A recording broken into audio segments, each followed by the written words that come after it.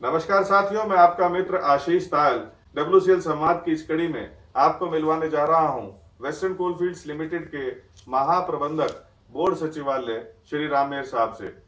Sir, आपका इस कार्यक्रम में बहुत बहुत स्वागत है। नमस्कार। नमस्कार।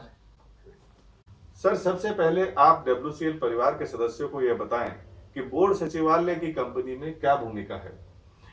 इस विभाग की वैधानिक आवश्यकता के बारे में भी हमें अवगत कराएं। देखिए मिस्टर आशीष, हमारी कंपनीज एक्ट 1956 के तहत रजिस्टर्ड कंपनी है। तो इसमें तरह तरह के लेवल पर एक मैनेजमेंट होते हैं, और जो हमारा मैनेजमेंट के साथ कब कौन सा मीटिंग कराना है, किस डिसीजन के लिए किस पावर उसमें एक्सरसाइज करना है, तो ये सब हमको स्टेट्यूटरीली देखना पड़ता है। और क्योंकि किसी दूसरे डिपार्टमेंट के साथ इसको अटैच नहीं किया जा सकता, क्योंकि इसकी एक विशेष आधिकारिक आवश्यकता होती है, तो इस बोर्ड सेक्रेटरीट को अलग से स्थापित किया गया है। क्योंकि इसकी जिम्मेवारी होती है विभिन्न तरह के जो हमारे ऊपर कानून लागू होते हैं उनका पालन करते हुए मैनेजमेंट को फंक्शन कराने में ईज कराना होता है हमारा, सो दैट सभी डिसीजन टाइमली हो, उनका इम्प्लीमेंटेशन टाइमली हो, सो दैट कंपनी का काम विदाउट एनी रेस्ट्रिक्शन और ऑब्स्ट्रक्शन प्रोग्रेसिव रूप से चलता रहे। सर, बोर्ड सचिवालय के द्वारा बोर्ड मीटिंग के अलावा अन्य किन बैठकों का आयोजन किया जाता है? विभिन्न प्रकार की बैठकों में क्या अंतर है तथा इनमें किस तरह के निर्णय लिए जाते हैं? देखिए, जो हमारा मेन मीटिंग होती है वो बोर्ड मीटिंग होती है, क्योंकि बोर्ड जो है हमारी कंपनी का सबसे बड़ा मैनेजमेंट है। उसके जो मेंबर्स होते हैं, हमारे जो फंक्शनल डायरेक्टर्स हैं, उसको छोड़ के बाहर के भी जो रिप्रेजेंटेटिव रहते हैं, जैसे हमारा मिनिस्ट्री का रिप्रेजेंटेटिव है, कोल इंडिया का रिप्रेजेंटेटिव है, इंडिपेंडेंट डायरेक्टर्स हैं, रेलवे का रिप्रेजेंटेटिव है, गवर्नमेंट ऑफ मध्य प्रदेश के रिप्रेजेंटेटिव हैं, या गवर्नमेंट ऑफ महाराष्ट्र के रिप्रेजेंटेटिव हैं, उनको बार बार एक साथ करना पॉसिबल नहीं होता। तो उनको एक फिक्स्ड टाइम इंटरवल के बाद ही हम लोग बुला के एक मीटिंग करते हैं जिसका नाम है बोर्ड मीटिंग। उसको असिस्ट करने के लिए कई तरह की कमेटियों की मीटिंग होती है। ऑडिट कमेटी है, CSR कमेटी है, रिस्क मैनेजमेंट कमेटी है, टेक्निकल सब कमेटी है, मैन पावर कमेटी है। तो इनका अलग अलग एक्ट, मतलब कंपनीज एक्ट में इनका सबका अलग अलग प्रोविजन है, और इनका जो फंक्शनिंग का और कॉन्स्टिट्यूशन का प्रोविजन है वो भी अलग अलग है। कितने मेंबर रहेंगे, कौन उसका चेयरमैन होगा, ये सब वेल डिफाइंड है। जैसे इसमें सबसे इम्पोर्टेंट मीटिंग होती है कमेटी की, वो ऑडिट कमेटी। ये नॉर्मली फाइनेंस से रिलेटेड मैटर डील करते हैं। जैसे अभी हमारे क्वार्टरली अकाउंट्स बोर्ड को पुटअप करने हैं, एनुअल अकाउंट्स पुटअप करने हैं, डायरेक्टर्स रिपोर्ट्स बनानी है, या कंपनी का कैपिटल बजट है, रेवेन्यू बजट है, और जो फाइनेंशियल रिलेटेड मैटर्स जो इम्पोर्टेंट हैं और जो बोर्ड को अप्रूव करने हैं, तो पहले इस कमेटी में हम लोग डेलिब्रेट करते हैं। अगर ये कमेटी को लगता है कि सब कुछ ठीक है, तो फिर वो बोर्ड को अप्रूव करने के लिए रिकमेंड करती है। दूसरी कमेटी है CSR कमेटी। ये हमारे जो कॉर्पोरेट सोशल रिस्पॉन्सिबिलिटी है, जो अभी कंपनीज एक्ट 2013 में जिसको कंपलसरी कर दिया है, उसके तहत इस कमेटी का गठन किया जाता है। ये कमेटी देखती है कि उसकी ज़रूरत है, उसको करने से सोसाइटी में क्या बेनिफिट होगा, एक्शन प्लान रिकमेंड करती है ये कमेटी, एंड अकॉर्डिंगली फिर सारा साल वो एक्शन प्लान को हम लोग एग्जीक्यूट करते हैं। फिर तीसरी है रिस्क मैनेजमेंट कमेटी। ये भी नया जो हमारा कंपनीज एक्ट 2013 आया उसमें इसको प्रोविजन दिया। ये देखते हैं कि हमारी कंपनी को कहाँ कहाँ रिस्क है, उसको हम लोग प्रिवेंटिव मेजर क्या ले सकते हैं मिटिगेट करने के लिए। फिर एक है टेक्निकल सब कमेटी। जितने भी हमारे कंपनी में नए नए प्रोजेक्ट आते हैं, जैसे हमको कोई नई माइन खोलनी है या एग्जिस्टिंग माइन का एक्सपेंशन करना है, उसमें नया टेक्नोलॉजी इन्फ्यूज करना है, या दो प्रोजेक्ट को अमलगामेट करना है, उनको मर्ज करना है, तो ये सारे बोर्ड में अप्रूवल से पहले इस कमेटी के अंदर रखे जाते हैं। फिर दूसरी कमेटी है हमारी मैन पावर कमेटी। हमारी कंपनी का नेक्स्ट ईयर का क्या प्रोडक्शन प्लान होगा, उसको करने के लिए हमको क्या मैन पावर की ज़रूरत होगी, उसको कैसे रैशनलाइज करना है, किस लेवल पे क्या होगा। नॉर्मली ये नॉन एग्जीक्यूटिव के लिए रहती है, क्योंकि एग्जीक्यूटिव का तो पूरा कोल इंडिया लेवल से होता है।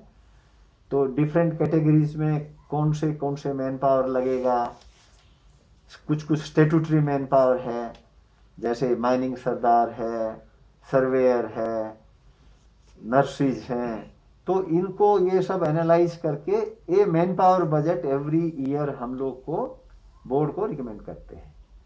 तो ये हमारी 4-5 कमेटियां हैं।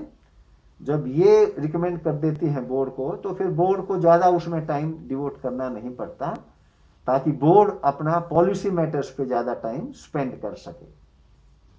सर, कॉर्पोरेट गवर्नेंस क्या है? WCL में इसके इम्प्लीमेंटेशन के बारे में हमें बताएं।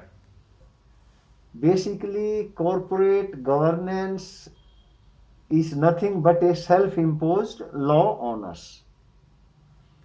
and to go beyond the laws, जो हमको स्टेट्यूटरी रिक्वायरमेंट है कि हमको इतना मीटिंग करना है, ये पीरियड में हमको ये एक्टिविटीज करना है, तो उससे आगे बढ़ के उससे भी अगर ज़्यादा हम कुछ करते हैं ट्रांसपेरेंसी के लिए, सो दैट हमारे जो स्टेक होल्डर हैं उनको हम लोग पूरा इंफॉर्मेशन दें, टाइम पे दें, तो ये कॉर्पोरेट गवर्नेंस के अंदर आते हैं।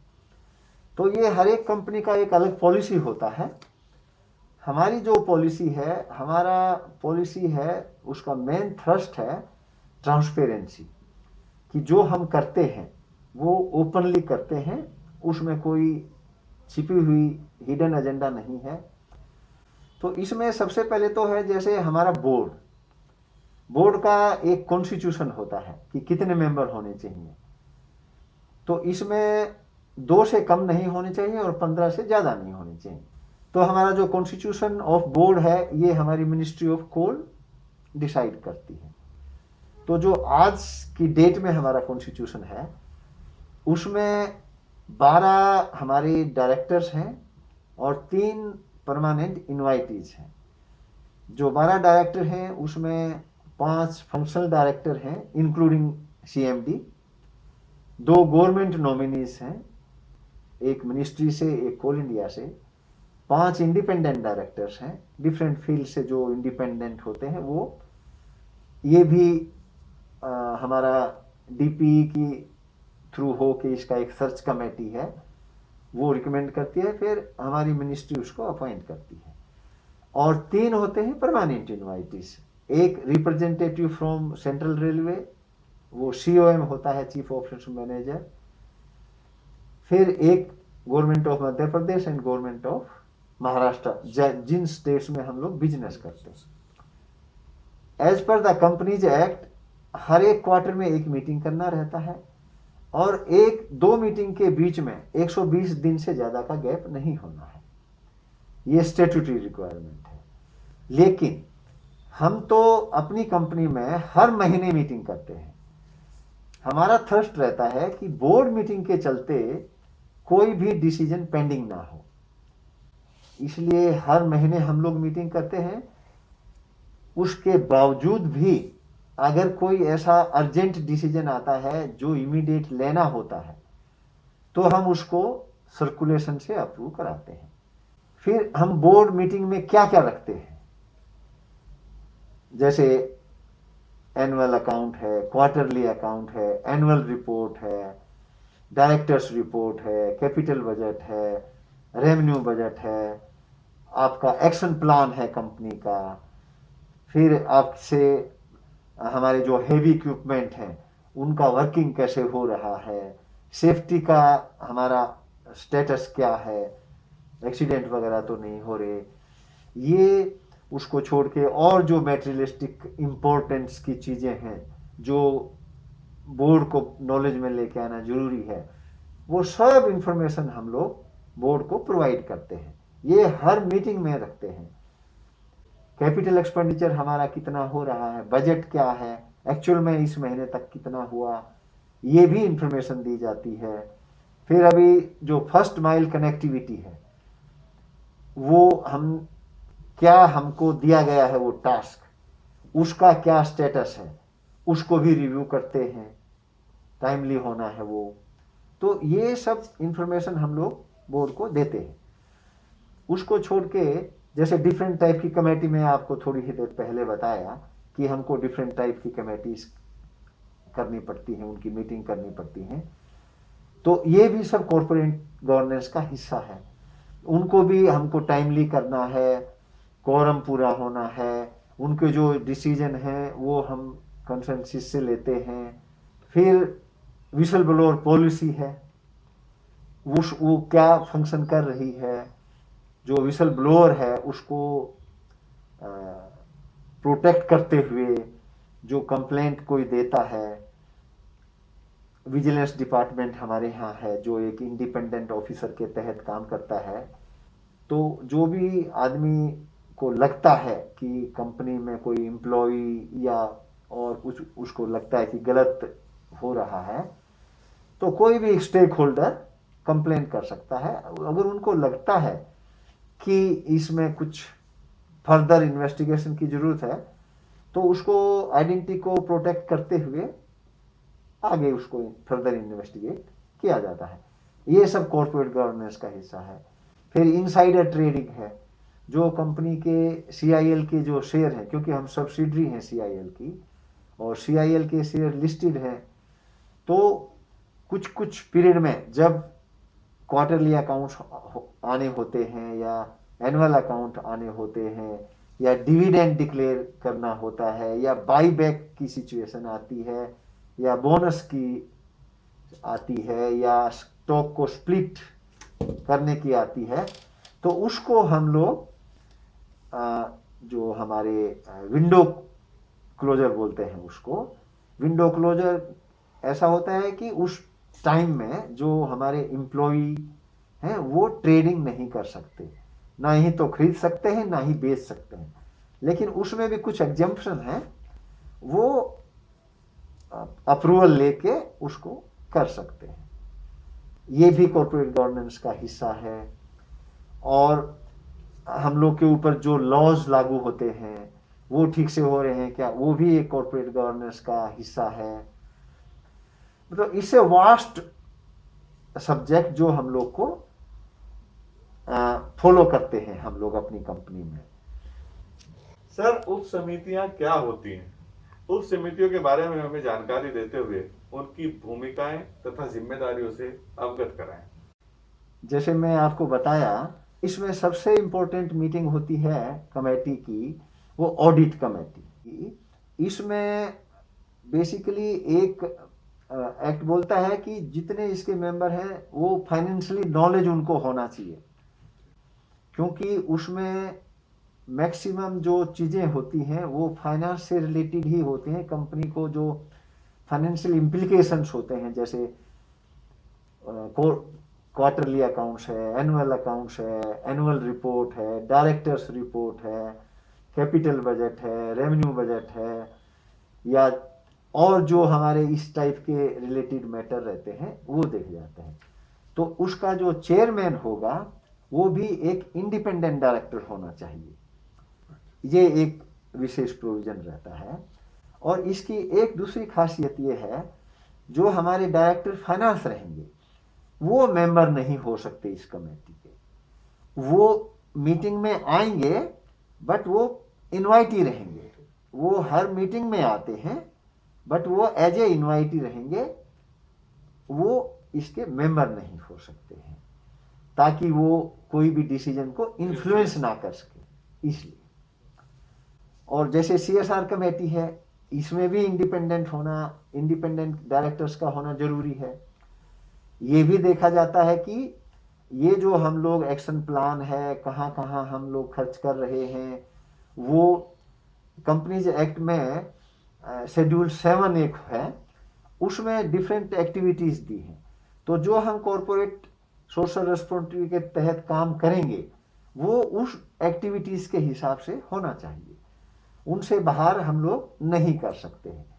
उसमें जैसे एजुकेशन है, पॉवर्टी एरेडिकेशन है, वाटर सप्लाई है, और आपका मेडिकल फैसिलिटीज है, स्पोर्ट्स है, ये तरह तरह की उसमें एक्टिविटीज दी हुई हैं, ताकि हम लोग अपने जो सोसाइटी है, अपने जहाँ हम लोग काम करते हैं उसके आसपास रहने वाले लोग हैं, उनको हम लोग उत्थान कर सकें, उनको भी अपने साथ लेके चल सकें। जो हमारा बजट है उसका 80% within 25 kilometre radius of the project ही हम लोग कर सकते हैं, और जो 20% है वो विद इन द स्टेट जिसमें हम काम करते हैं।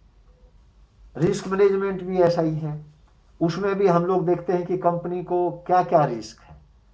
पावर सेक्टर में अभी कोल ब्लॉक्स प्राइवेट को कॉमर्शियल पर्पज के लिए दिए जा रहे हैं, ये हमको एक थ्रेट है।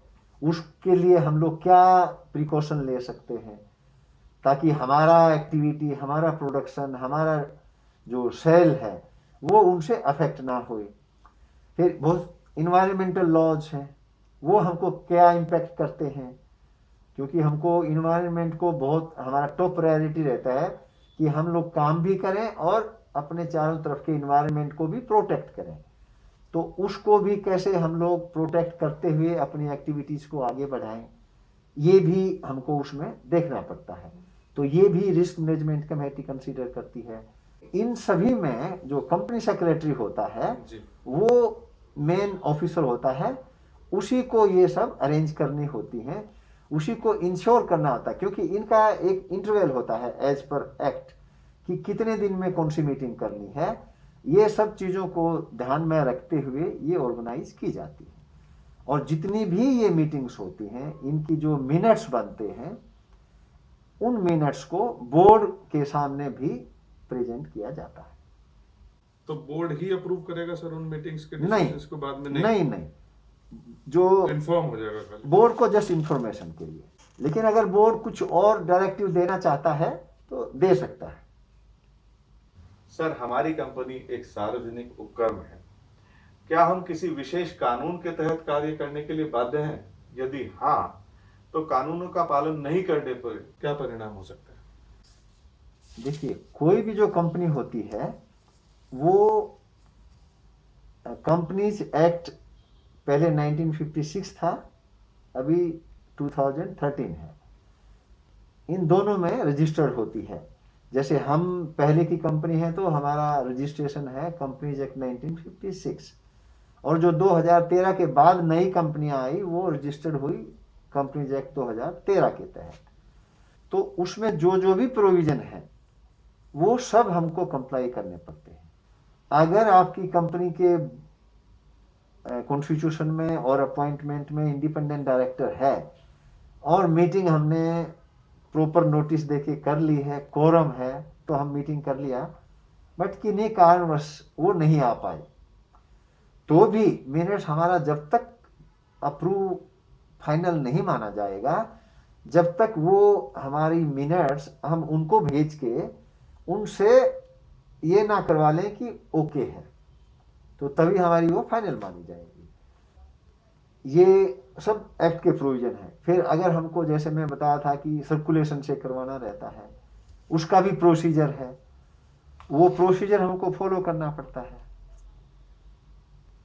अगर वो नहीं हुआ तो फिर ये कानून का उल्लंघन हो जाता है। फिर एनुअल जनरल मीटिंग है। एनुअल जनरल मीटिंग क्या होता है, ये कंपनी के जो शेयर होल्डर होते हैं, सीधी भाषा में बोलूं तो जो मालिक होते हैं, उनकी एक मीटिंग होती है।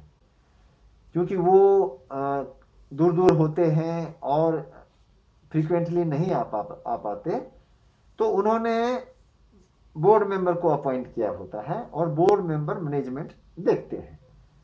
उसके लिए भी प्रॉपर नोटिस देना पड़ता है, जैसे मिनिमम 21 दिन का नोटिस देना जरूरी रहता है। लेकिन अगर हम शॉर्ट टर्म नोटिस में करना चाहें तो उसका भी प्रोविजन है। उसके लिए आपको सभी मेंबर से रिटर्न में कंसेंट लेनी है शॉर्ट टर्म नोटिस के लिए, सभी मेंबर से। अगर वो सभी मेंबर एग्री करते हैं तो हम उसको शॉर्ट टर्म नोटिस में भी मीटिंग को कन्वे कर सकते हैं। फिर उसकी जो मिनट्स बनती हैं, मिनट्स अप्रूव होती हैं, ये भी कानून प्रोविजन दिए हुए हैं। इसमें फिर हमको एनुअल रिटर्न फाइल करना होता है कंपनी का, फाइनेंशियल स्टेटमेंट हमको फाइल करने रहते हैं। फिर हमारी कंपनी में जैसे कॉस्ट ऑडिट भी होता है, वो भी फाइल करना रहता है। फिर जो अपॉइंटमेंट होता है इंटरनल ऑडिटर का, स्टेट्यूटरी ऑडिटर का, कॉस्ट ऑडिटर का, सेक्रेटरियल ऑडिटर का, इन सब का हमको फाइलिंग करना पड़ता है। तो ये सब भी यही कंपनीज एक्ट 2013 के हमको करना पड़ता है। उसको छोड़ के हमारी कंपनीज के ऊपर और बहुत सारे लॉज अप्लीकेबल होते हैं, जैसे एक्सप्लोसिव एक्ट है, पेमेंट ऑफ वेजेज एक्ट है, इंडस्ट्रियल डिस्प्यूट एक्ट है, मिनिमम वेजेज एक्ट है, prevention of sexual harassment act है, एक्सप्लोसिव एक्ट है। तो ये जितने भी एक्ट हमारी कंपनी के ऊपर अप्लीकेबल होते हैं, ये हमको देखने पड़ते हैं कि अप्लाई हो रहे हैं कि नहीं हो रहे हैं। और इनका एवरी क्वार्टर हम लोग रिस्पेक्टिव एचओडी से एक कंप्लायंस सर्टिफिकेट लेते हैं कि आप इनको कंप्लाई कर रहे हैं या नहीं कर रहे हैं। और फिर उसको हमारा जो लीगल डिपार्टमेंट है वो ये इसको कलेक्ट करता है और वो फिर एक बोर्ड नोट बना के एवरी क्वार्टर इसको बोर्ड को इन्फॉर्म किया जाता है। तो इस सभी एक्टों के अलग अलग पेनल एक्शन हैं, वो फाइनेंशियल एक्शन भी हैं और इम्प्रिजनमेंट एक्शन भी हैं। तो ये अलग अलग क्लॉजेस में अलग अलग अमाउंट है, अलग अलग पीरियड ऑफ इम्प्रिजनमेंट है। ये एक डिटेल सब्जेक्ट है। सर, एनुअल रिपोर्ट क्या है और कंपनी के हितधारकों के लिए इसका क्या महत्व है? एनुअल रिपोर्ट एक ऐसा, सिंपल भाषा में बोलूं तो बही खाता है जिसमें पूरे साल का कंपनी का पूरा लेखा जोखा रहता है। जैसे मैं ये दिखाऊं, मैं एक लेके आया हूं, ये है हमारा 2021 का, ये annual report and accounts for the year 2020 and 21। तो इसमें हमने 2020-21 में क्या क्या किया, हमारा क्या पोजीशन है, हमारा मैनेजमेंट कौन था, कौन पीरियड तक कौन मैनेजमेंट रहा, फिर जितने हमारे डायरेक्टर हैं उनका क्या प्रोफाइल है, वो किस फील्ड से हैं, वो कब ज्वाइन किया। फिर चेयरमैन का एक स्पीच रहता है इसमें, उसमें पूरा ब्रीफली स्पेसिफाई रहता है। फिर और हमारे क्या बैंकर्स हैं, हमारे ऑडिटर्स कौन कौन हैं, हमने कितना प्रोडक्शन किया, इन्वायरमेंट में क्या किया, फाइनेंस में क्या किया, हमारा प्रोजेक्ट्स में क्या किया, हमारा सेफ्टी में क्या किया, हमारा क्वालिटी कंट्रोल में क्या किया, कितना डिस्पैच किया, विजिलेंस में हमने क्या क्या एक्शन लिए और हम आगे क्या करेंगे, ये भी इसमें दिया रहता है। और लास्ट 10 ईयर का फाइनेंशियल डाटा भी इसमें दिया जाता है। क्योंकि अगर कोई बाहर का इन्वेस्टर, बड़ा इन्वेस्टर या छोटा इन्वेस्टर, तो 10 साल का उसमें डाटा रहता है, ताकि 10 साल पहले तक आपकी कंपनी कैसे परफॉर्मेंस कर रही थी, क्या ट्रेंड है, तो उसको देख के वो स्टडी करके अपना डिसीजन ले सकता है। और इसमें हमारा एक मैनेजमेंट डिस्कशन एंड एनालिसिस एक पार्ट होता है। उसमें नॉर्मली हम लोग ये बताते हैं कि हमारी कंपनी की क्या स्ट्रेंथ है, क्या वीकनेसेस हैं, क्या हमको अपॉर्चुनिटी है और क्या हमको थ्रेट है। ये जो 4 चीज़ें हैं ये हम उसमें बताते हैं। तो ये एक पूरा कंक्लूसिव एक डॉक्यूमेंट रहता है और इसको फिर हम लोग को एमसीए को भी फाइल करना पड़ता है। ये हमारी जो कंपनी की वेबसाइट है इसके ऊपर अवेलेबल है, हिंदी में भी और इंग्लिश में भी। सर, बोर्ड सचिवालय का कार्य करने के लिए क्या क्वालिफिकेशन की आवश्यकता होती है और क्या कोई विशिष्ट व्यक्ति ही इस कार्य को कर सकता है? जैसे आपने पूछा क्या कोई विशेष व्यक्ति ही कर सकता है, तो हाँ, ये जो पोजीशन है कंपनी सेक्रेटरी, वही जो क्वालिफाइड कंपनी सेक्रेटरी है और वो institute of company secretaries of India उसका मेंबर है, तो ही वो कंपनी सेक्रेटरी अपॉइंट हो सकता है। ये जो अपॉइंटमेंट होती है ये बोर्ड करता है।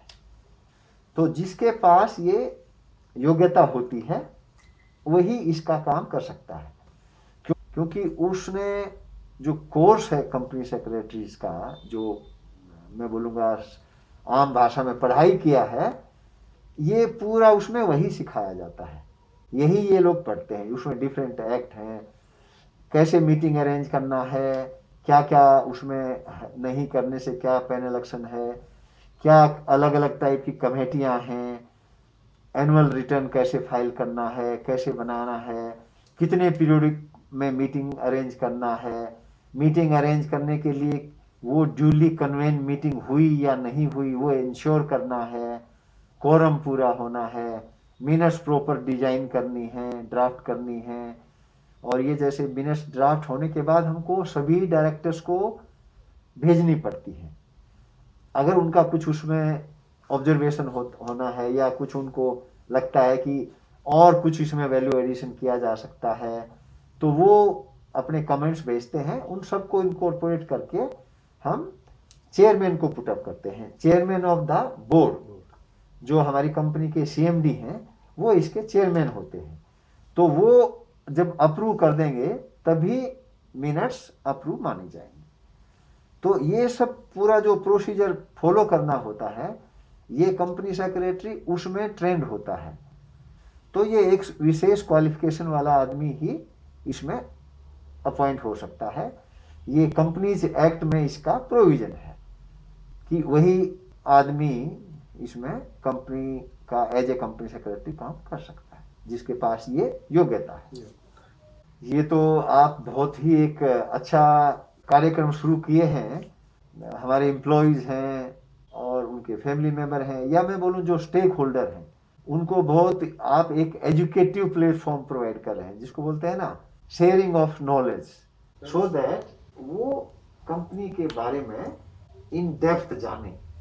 अभी तो क्या है, WCL है, कोयला निकालती है, बेचती है, ये उतना ही जानते, लेकिन वो कोयला निकालने और बेचने के लिए उसकी जो बैक साइड एक्टिविटीज हैं, क्या क्या प्रोसीजर हैं, क्या क्या कंट्रीब्यूशन डिफरेंट डिपार्टमेंट्स का है। जैसे हम आपका रेगुलर देखते हैं, उसमें आप माइनिंग के ऊपर भी देते हैं, CSR के ऊपर भी देखते हैं, कॉरपोरेट अफेयर्स के ऊपर भी देते हैं। जैसे आज आप हमको भी बुलाया तो हमने ये प्रोविजंस के बारे में बताया, ऐसे सेफ्टी के बारे में, मतलब आप पूरा कंपनी का एक ओवरऑल व्यू प्रेजेंट करने की जो कोशिश कर रहे हैं, ये एक बहुत अच्छी पहल है। सर, आज के इस कार्यक्रम में आज आप हमारे साथ उपस्थित हुए, इसके लिए हम आपके आभारी हैं। आपने हमारे दर्शकों के साथ बहुत ही महत्वपूर्ण जानकारी साझा करी, इसके लिए हम आपका हृदय से धन्यवाद देते हैं, आभार प्रदर्शित आपका करते हैं। बहुत बहुत धन्यवाद मुझे यहाँ बुलाने के लिए और आप लोगों के साथ बातचीत करने के लिए। I wish a great success to you in this endeavour. Thank you so much sir, thank you. साथियों, WCL संवाद कार्यक्रम को आप लोगों ने ढेर सारा प्यार दिया, शुभकामनाएं दी, इसके लिए हम आप सभी के हृदय से आभारी हैं। इस कार्यक्रम को और अच्छा बनाने के लिए आप सभी लोगों के सुझाव निरंतर आमंत्रित हैं। नमस्कार।